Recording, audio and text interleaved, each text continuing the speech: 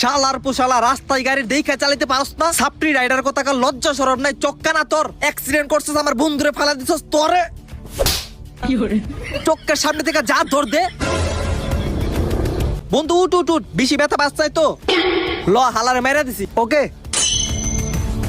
আর মেয়েরা যখন অ্যাক্সিডেন্ট করে